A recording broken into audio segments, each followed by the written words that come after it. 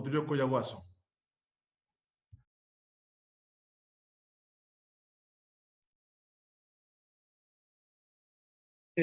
Presidente, si por favor me confirma si es que me escuchan. Le escuchamos, asambleísta. Gracias, presidente.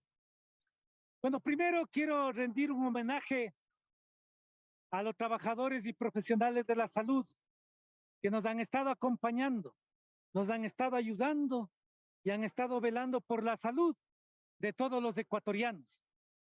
Antes de la pandemia, durante la pandemia, y lo van a seguir haciendo, porque es un compromiso y un juramento que han hecho, que es velar por la salud, la vida y ahora por los derechos de todos los ecuatorianos. También mi homenaje, y por eso estoy aquí, a los campesinos del país, a los compañeros del Seguro Social Campesino, que han trabajado antes de la pandemia, durante la pandemia y seguirán trabajando para alimentar a todos los ecuatorianos. Mi solidaridad con todos los familiares de aquellos que han fallecido fruto de la pandemia, de aquellos que se enfermaron y quedaron con secuelas. Con todos ellos mi solidaridad. Presidente, quisiera hacer referencia a la resolución que justamente dio paso para que este juicio político se concrete.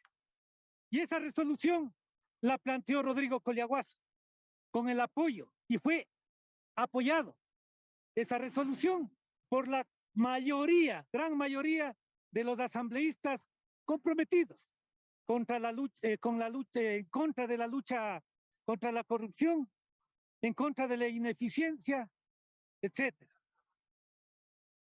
En esa resolución planteamos algunas cosas, las fundamentales, porque es importante que recordemos aquellos.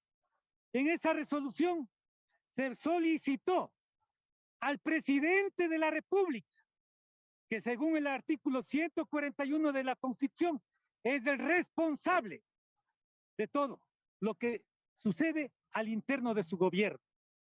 Se le solicitó la destitución del ministro, en ese entonces ministro, Juan Carlos Ceballos.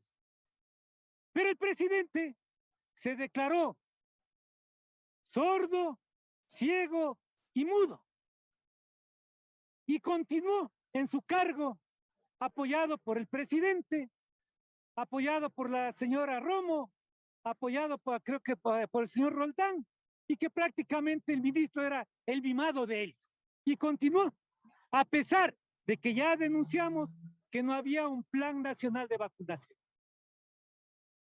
Además, en esa resolución planteamos el inicio del juicio político y que dio base y dio pie para que el colega Ángel Sin Maleza y el colega Pavel Muñoz presenten en este caso el juicio, la petición de juicio colectivo, al cual yo me sumé a estos dos pedidos de juicio político.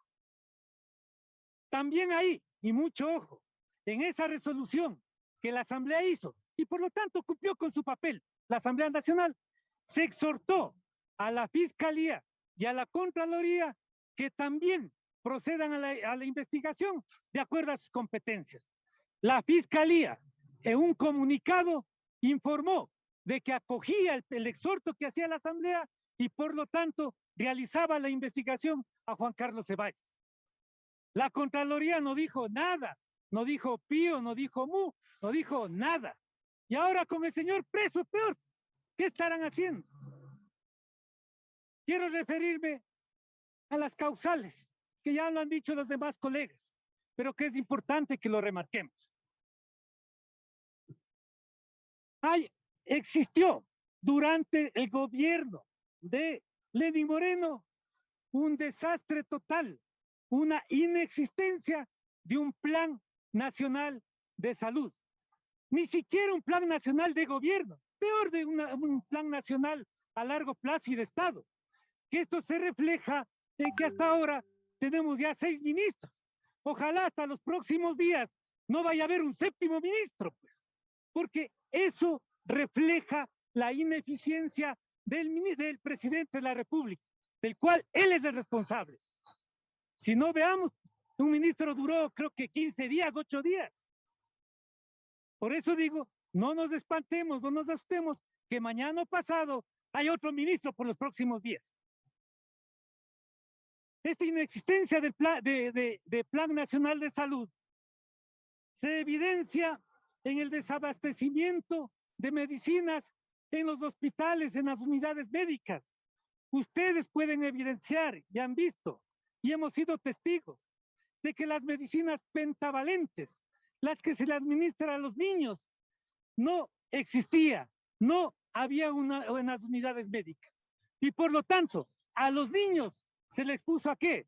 A los tétanos, a la tosferina, a la tos convulsiva, a la hepatitis, a la meningitis, que conlleva a la neumonía.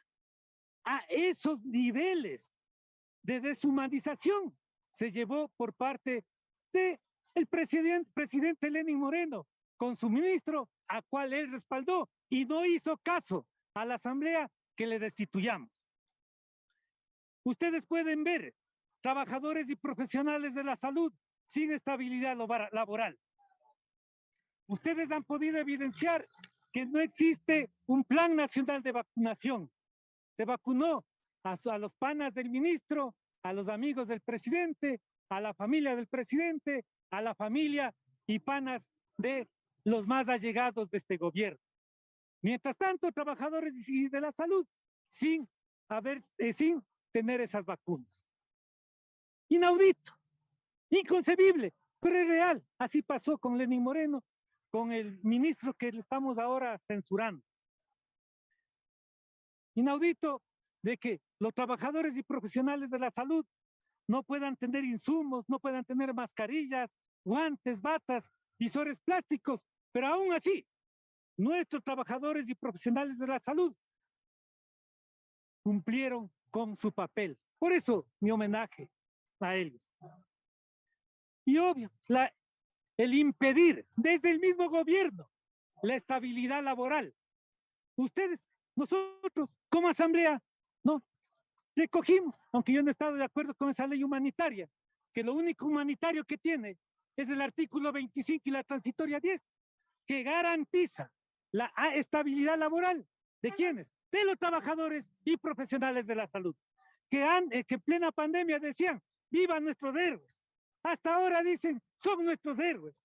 En el 1 de mayo de los trabajadores, ellos son nuestros héroes y nuestro homenaje a ellos. Sin embargo, el gobierno nacional hizo un reglamento con el cual impiden que esos profesionales y trabajadores de la salud puedan tener estabilidad laboral. Hoy lo que se tiene es apenas un 15, un 20% de los que trabajaron durante la pandemia, durante la emergencia sanitaria y que se merecen y que hasta ahora no los ha dado.